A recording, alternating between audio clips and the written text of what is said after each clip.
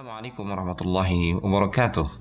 Alhamdulillahi wa kafa wassalatu wassalamu ala nabiyina al-mustafa wa ala alihi wa sahbihi wa man sara ala nahjihi wa iktafa. Ikhwati fillah rahimani wa rahimakumullah. Kita masih bersama kitab Asyratu Asbabin lil Wiqayati minas Sihri wal Ain yang disusun oleh Syekh Profesor Dr. Abdul Razak bin Abdul Muhsin Al-Badr hafizahullah ta'ala. Pada kesempatan kali ini kembali kita membahas beberapa permasalahan terkait ain dan sihir. Al-mas'alatus sabi'ah, permasalahan berikutnya, permasalahan yang ketujuh adalah ma hukmu musyahadati qanawati sihri wasya'widhati biqasdi tasliyah. Apa hukum menonton atau menyaksikan channel-channel yang menayangkan tayangan sihir atau ahli sihir, ya, tukang sihir, hanya untuk sekedar hiburan, tidak mempercayainya tapi sekedar menghibur diri dengan tayangan-tayangan tersebut? Jawabannya adalah musyahadatu qanawati sihri wasya'widhati haramun. Menyaksikan channel-channel yang mengandung acara-acara sihir atau praktik perdukunan, ini hukumnya haram. Ya'thamu man yanzuru ilaiha, seorang yang menontonnya ini berdosa. Walau kana min babit tasliyah, sekalipun alasannya hanya sekadar cari hiburan. Wa huwa babu syarrin khatirun jiddan 'ala al-muslimi. Ini perkara yang sangat berbahaya. Perkara yang sangat berbahaya, pintu keburukan dan sangat berbahaya sekali bagi seorang muslim. Wa fihi ta'ridun lid-din, dan pada aktivitas yang seperti ini mengancam agama seseorang, menjadikan agama itu berhadapan dengan mara bahaya. Alladhi huwa ra'sul mali, ya, lil khatar, yang mana agama seseorang itu adalah harta dia yang paling pokok dan paling berharga. Justru dia hadapkan kepada mara bahaya. Wa kam min insanin usiba fi dinihi bimaqtalin, ya, betapa banyak orang-orang yang ditimpa musibah pada agama mereka, ya, agama mereka jadi rusak, mati, bisababi amthali hadhil mukhatarat, gara-gara perbuatan-perbuatan berbahaya seperti ini, perbuatan yang membahayakan agama seseorang. Waqad qala as-salaf qadiman, dulu para ulama salaf mereka mengatakan, in kunta mukhatiran bi syai'in fala tukhatir bidinik, ya, jika engkau melakukan sesuatu yang berbahaya, maka jangan engkau membahayakan agamamu. Jangan sekali-kali engkau membahayakan agamamu. Jangan ambil resiko. Wadzalika li'anna ad-dina a'zamu ma yamlikuhu al-insan. Hal itu dikarenakan agama, keimanan seseorang, ini adalah perkara yang paling besar, paling agung yang dia miliki. Wa huwa masdaru najatihi fid dunya wal akhirah. Dan itu adalah sumber keselamatan dia di dunia dan di akhirat. Jika agamanya rusak atau dalam bahaya, maka dunia dan akhiratnya dalam bahaya. Wa yadkhulu fi dzalika aidan dukhulu mawaqi'il internet wal baramij al-elektronikah allati tatadammanu hadhihi ad-dhalalat. Sama dengan hal ini masuk ke channel-channel internet atau ke situs-situs internet, ke program-program online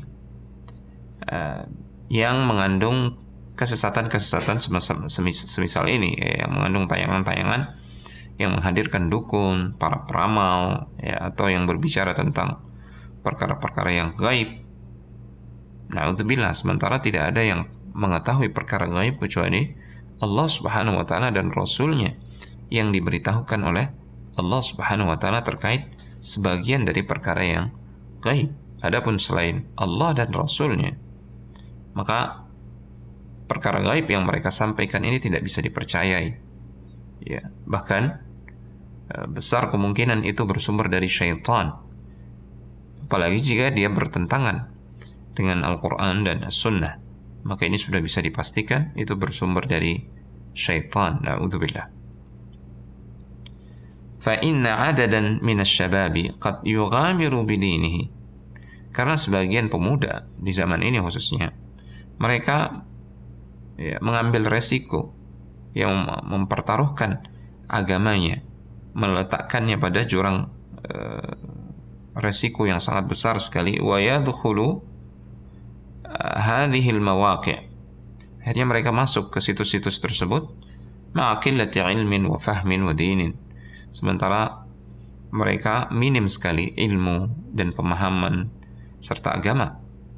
Fatatamakkanu minhu syubhat, sehingga syubhat-syubhat, kerancuan pemikiran terkait agama, ya, kesesatan-kesesatan pemikiran ini masuk ke dalam hati mereka, hati para pemuda tersebut, masuk ke dalam alam pikiran mereka. Wa tu'athira ala dinihi wa ala akhlaqihi, dan ini sangat berpengaruh bagi agama dan akhlak pemuda tersebut. Dulu para imam salaf, mereka sangat berhati-hati dari syubhat. Mereka tidak ingin syubhat masuk ke dalam hati mereka, mengotori keimanan mereka, mengotori atau merusak prinsip beragama mereka dan pemahaman mereka terhadap Al-Quran dan As-Sunnah yang sudah berada di rel yang hak, di atas pemahaman Rasulullah dan para sahabatnya, serta orang-orang yang mengikuti mereka di atas kebaikan. Mereka tidak ingin ada sedikit pun kotoran masuk, ya, kotoran syubhat masuk ke dalam hati mereka. Diriwayatkan bahwasanya Muhammad bin Sirin rahimahullahu ta'ala, dan dia termasuk kibarut tabi'in, ya, ulama tabi'in yang terkemuka dan ternama. Suatu ketika ada seseorang dari kalangan ahlul bidah, dia mengatakan, "Ya Abu Bakar, aqra'u 'alaika ayatan min kitabillah, la azidu an aqra'aha." Wahai Abu Bakar ini adalah nama kunyah dari Muhammad bin Sirin rahimahullahu ta'ala. Wahai Abu Bakar, wahai Muhammad bin Sirin, aku akan bacakan kepada engkau satu ayat dari kitabullah, dari Al-Quran, tidak lebih dari itu. Ya, maka apa yang dilakukan oleh Muhammad bin Sirin? فَأَخْرَجَ إِصْبِعَيْهِ فَوَضَعَهُمَا فِي أُذُنَيْهِ. Maka dia mengeluarkan kedua telunjuknya, kemudian dia letakkan di kedua telinganya seperti ini. Dia menutup kedua telinganya. وَقَالَ لَهُ. Kemudian Muhammad bin Sirin mengatakan kepada laki-laki tersebut, أَعْزِمُ عَلَيْكَ إِن كُنْتَ مُسْلِمًا إِلَّا خَرَجْتَ مِنْ بَيْتِي. Aku serius, engkau harus keluarlah engkau dari rumahku ini. Jika engkau seorang muslim, engkau harus keluar. Engkau harus mematuhi apa yang aku katakan. Aku tidak rela engkau berada di rumahku. Engkau harus keluar jika engkau seorang muslim. Sampai-sampai Muhammad bin Sirin berkata seperti itu. Kemudian murid-murid beliau mengatakan, "Faqulna, ya Abu Bakar, ma 'alaika law qara'a ayatan thumma kharaja." Wahai Abu Bakar, wahai Muhammad bin Sirin, apa salahnya dia mengucapkan satu ayat, setelah itu dia keluar? Apa jawaban Muhammad bin Sirin, dan ini sekaligus menjadi pelajaran berharga buat kita? Qala, inni wallahi law dhanantu anna qalbi thabata ala ma huwa alaihi ma balaitu an yaqra'a. Sesungguhnya aku, demi Allah, andai kata, ya, aku bisa menyangka hatiku ini bisa tetap di atas kebenaran setelah aku mendengarkan ayat Al-Quran yang dia baca.